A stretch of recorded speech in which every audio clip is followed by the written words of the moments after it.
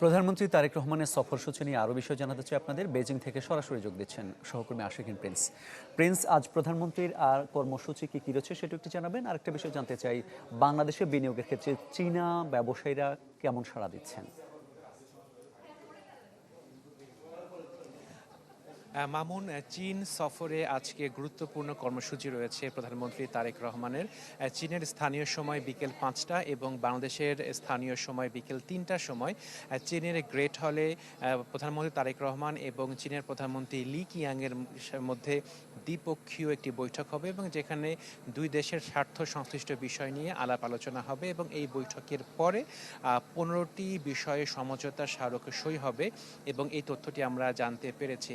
তো এর আগে বাংলাদেশের সরকারের পক্ষ থেকে বলা হয়েছে যে প্রধানমন্ত্রী তারেক রহমানের এই চীন সফর ভূ রাজনৈতিক কৌশল এবং ভারসাম্য পররাষ্ট্র নীতির একটি অবস্থান এবং সেই অবস্থান থেকে প্রধানমন্ত্রী হিসেবে দায়িত্ব নেবার পরে চীন সফর করছেন তারেক রহমান এবং এই সফরের অন্যতম একটি লক্ষ্য হচ্ছে যাতে বাংলাদেশে চীনের বিনিয়োগ আরও বাড়ে এবং সেজন্য চীনের ব্যবসায়ীরা যাতে বাংলাদেশে বিনিয়োগ করেন সেজন্য প্রধানমন্ত্রী তারেক রহমানের পক্ষ থেকে চীনের ব্যবসায়ীদের প্রতি আহ্বান জানানো হয়েছে এবং ব্যবসায়ীদের সাথে প্রধানমন্ত্রী তারেক রহমান বৈঠক করেছেন, একই সাথে তাদের উদ্দেশ্যে বক্তব্য দিয়েছেন এবং সেই বক্তব্যে তিনি বলেছেন যে বাংলাদেশ ব্যবসার জন্য এখন উপযুক্ত একটি স্থান এবং সবার জন্য ব্যবসা এখানে উন্মুক্ত। একই সাথে যেসব চ্যালেঞ্জ রয়েছে সেসব চ্যালেঞ্জগুলো মোকাবেলা করার জন্য এবং সেই চ্যালেঞ্জগুলো দূর করার জন্য বর্তমান সরকারের পক্ষ থেকে প্রয়োজনীয় সব রকমের ব্যবস্থা গ্রহণ করা হচ্ছে।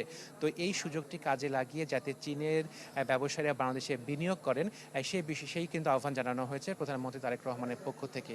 আরেকটি বিষয়, চীনের সাথে বাংলাদেশের ব্যবসা বাণিজ্যে প্রায় $28 বিলিয়ন এবং বাংলাদেশ মূলত চীন থেকে প্রচুর পরিমাণে বিভিন্ন পণ্য আমদানি করে থাকে এবং বাংলাদেশের সাথে চীনের ব্যবসায় কিন্তু ঘাটতি রয়েছে। তো সেই বাণিজ্য ঘাটতিটি কিভাবে পূরণ করা যায় এর জন্য কিন্তু আসলে সরকারের পক্ষ থেকে উদ্যোগ গ্রহণ করা হয়েছে। আরেকটি গুরুত্বপূর্ণ বিষয় যে বাংলাদেশে আলোচিত একটি বিষয় তিস্তা মহাপরিকল্পনা। তো তিস্তা পানির ব্যবস্থাপনা নিয়ে প্রধানমন্ত্রী তারেক রহমানের সাথে বৈঠক হয়েছে চীনের পানি সম্পদ মন্ত্রীর সাথে এবং সেখানে প্রধানমন্ত্রী তারেক রহমান তিস্তার পানি ব্যবস্থাপনা নিয়ে চীন যাতে আগ্রহ প্রকাশ করে এবং চীন যাতে প্রয়োজনীয় পদক্ষেপ গ্রহণ করে সেই বিষয়ে আহ্বান জানিয়েছেন। এর প্রত্যুত্তরে চীনের পানি সম্পদ মন্ত্রী বলেছেন যে চীন এ বিষয়ে সর্বাত্মক সহযোগিতা করবে।